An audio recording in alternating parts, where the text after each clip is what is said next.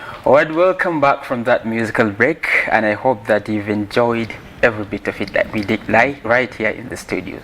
Don't forget you're watching KSMC Breakfast on KSMC TV, Kaduna, Nigeria. And here in the studio we have Mark Fredericks Dachi, a psychologist here in Kaduna State, with whom we're going to be discussing on the topic of the day. Good morning, you're welcome to the program, sir. Thank you, good morning for having me.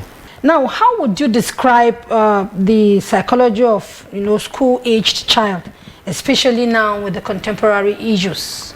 Okay, thank you very much. Every child deserves to learn, deserves an education. Okay, that is why a philosopher named John Locke, he says that children were born with blank head, empty head. This is called tabula rasa in Latin. So he claims that children were born with empty head and they don't know anything. But in contrast, another philosopher claims that children were born with innate potentialities. So that gave rise to the nurture-nature controversy.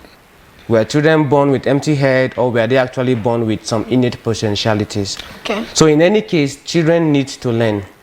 And the learning takes place both formally and informally. Okay. Formally in the school setting, while informally at home or in various fora.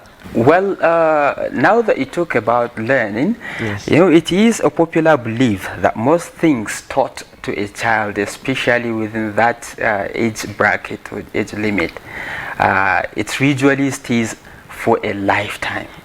However, with this recent development, there is a popular slogan, catch them young.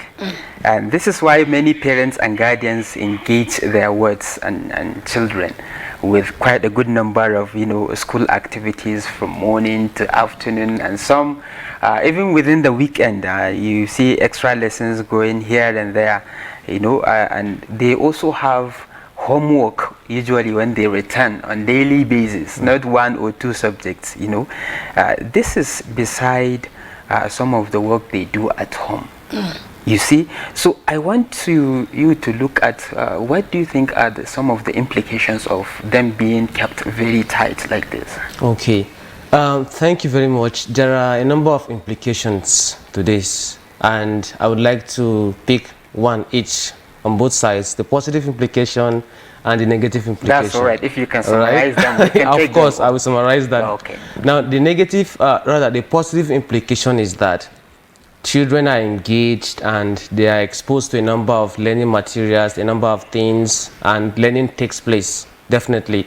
Because psychologists believe in learning as a permanent change in behavior as a result of experience. So when you expose children to learning materials and learning environment, they learn most definitely. So it is good. That is on a positive side.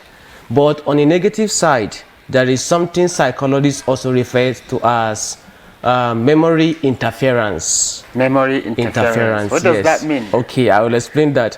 When you engage children or you engage school children to a number of learning activities and learning environment, the memory interference occurs in this way. Memory is the process by which we encode, store, and retrieve information.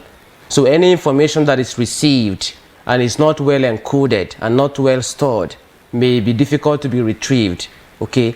And this is what happens in terms of interference. Interference occurs when an individual or a school child receives an information, and the subsequent information that the child keeps receiving, just like you rightly said, from a number of periods they are exposed from morning till evening. When they continue to learn, subsequent learning processes, subsequent information they received are likely to interfere with the initially received information. This is called proactive interference. Proactive interference comes in when information you receive later as you keep receiving the information prevents you from recalling the one you initially received. It's proactive interference. Okay. On the other hand, we have what is called a retroactive interference. Retroactive interference occurs when information you receive at first You have understood the information. It is there in your head. You have stored it. You encoded it well. You encoded it well. But because you are receiving new information, that information you keep receiving will make that one which you received earlier to leave your memory. You will forget it. So it is not advisable to keep learning again and again. When a child learns something, for example, an hour, allow the child to reflect over what he has learned. By so doing, the information is likely to be stored. And when you are to retrieve the information later, you have the guarantee that the information will come out intact. But when you keep exposing the child to information subsequently, it may affect that which was initially well encoded and well stored. I know many schools do have a structure. Mostly, you see, they will have, maybe if the children are engaged for some certain number of hours, maybe 2, they will have a break, and then another 2, they will have another break. Then they will have maybe 1 or 2 more, and then they will close the morning session. They will take a break. Some schools, in fact, they have a system whereby they ask the children to sleep. Even if they are not feeling sleepy, they will force them to sleep. So I don't know whether how that's in the play class. Crèche. I am more concerned with that of the primary level and the play class. Pre-primary. Thank you. And unfortunately, the body is supposed to rest when the body is in a position to rest. Now the brain gets saturated when you overwork it. The brain is very massive and is very miraculous, but at some point it gets saturated, and when it gets saturated, it needs to rest. Now when the school by nature of the design they have, when they say you should have nap or you have siesta at so time, the child knows that the body is not conditioned that moment to rest, because what follows later is another workload of learning process. So the child knows that that moment is not for resting period, and the brain is already saturated. The child will not sleep, the child will not rest at that moment because of what lies ahead. So it is not advisable. Now, sometimes you see school management forcing them to rest at that moment, but the brain is already saturated. What is likely to happen is the interference I mentioned, which is the retroactive interference. So the M will be defeated? Is absolutely defeated. At the end of the day, you have crop of learners with rote learning ability. Rote, that is cramming. Cramming is also known as rote learning. You have them, they can cram things very well, and cramming goes only to the short-term memory. You are supposed to get your information in the process of what we call sensory memory. That is, you are getting it from, like what we are saying now, people who are listening, who are watching this program, are getting it by sensory memory process. Now, at some point, it gets to the short-term memory, which lasts for 15 to 25 seconds.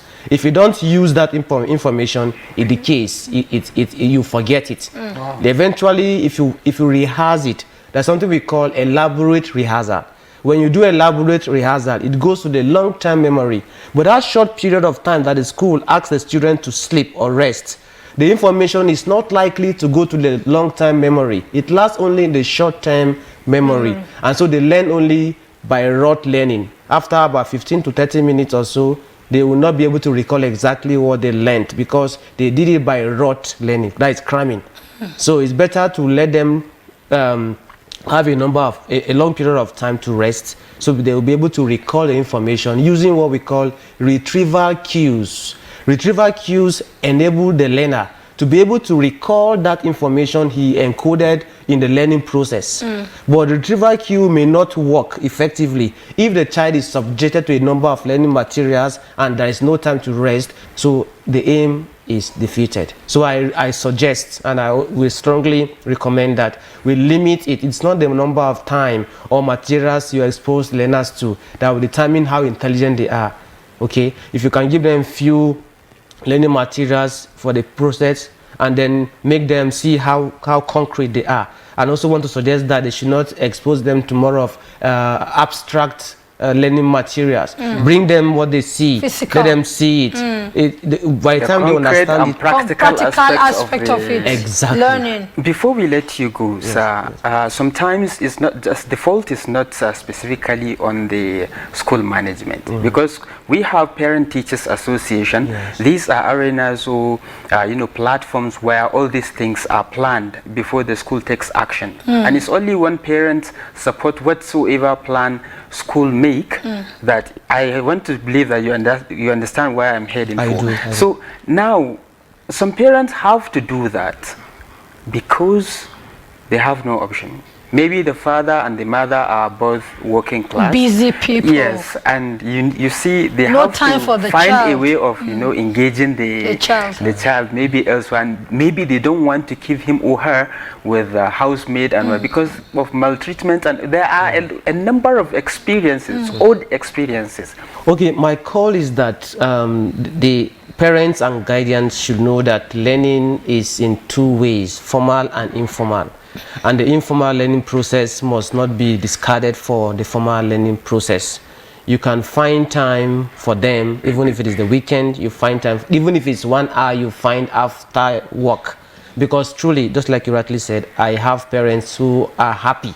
Whenever school resumes, they will say they should go to school. They should go to school. They are sending them away. They are parental. That has always been a common experience with many parents, and it's not all. And it's unfortunate. Anxiously waiting for the day to break so that you send them to school Exactly. and get Allow me to breathe. It's unfortunate. Honestly. They need to know that they have a role to play too. In the PTA, like you rightly said, they should be able to spell this out clearly. School should play their role.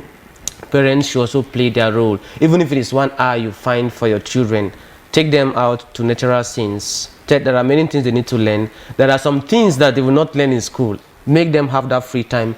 If you are careful not to let them mingle with bad children in the society, in order not to become sociopaths or psychopaths, like bad eggs in society, you can take them yourself. Sit down somewhere and let them wander about. As they wander, they are very curious. They observe. They come to you, Daddy, what is this? Or what is it? Answer them. You're also teaching them. You must not sit them down and you must do this, Guide do this. them No, close to me. you must not do that. Let them wander about. Well, thank you very much, Mr. Frederick Sedachi. Thank you so for much. coming, getting your time or finding your time to come to this program today. We really appreciate it. You're welcome. Thank you. Well, don't forget, you're watching KSMC Breakfast, coming to you on KSMC TV, Kaduna, Nigeria. We'll be taking a very short break, after which the program continues. Stay with us.